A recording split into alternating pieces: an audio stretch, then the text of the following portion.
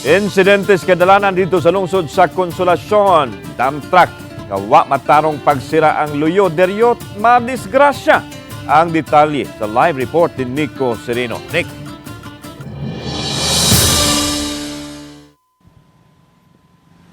Yasla, nakuhaan sa camera kining aksidente sa barangay Kabangahan, Consolacion, pipila ka semana ang nakalabayog. Tungod diini, dunay pahimangno ang opisyal sa barangay.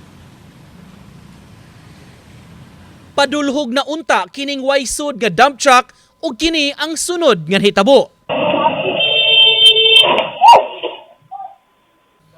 Milihay unta ang mga nakamotor apan nalamba na hinuon sa koral.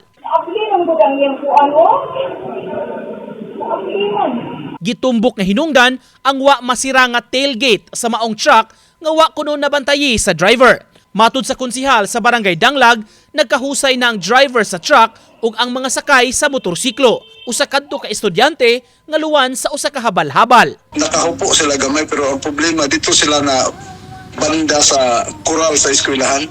Tambag sa opisyal ngadto sa mga drivers, susihon gyud pag-ayo ang mga sakyanan sa dili pa mupadagan aron kalikayan nga makadisgrasya. Ang video sa maong hitabo kuha sa CCTV sa usa ka panimay sa dapit. Careful lang yun ka. Kung ikaw mo mag-drive sa sakyanan, imong tanawon ka nun na ikon safety na ba yung pagdagan kay maka-angin ka sa mga tao ba nagtinarong mga tao nga nagtuo sila nga sa pagdagan wala disgrasya.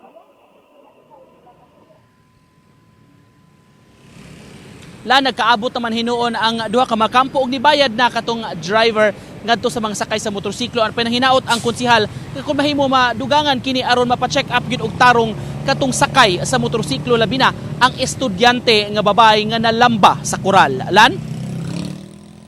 Okay, daghang salamat, Nico Sereno.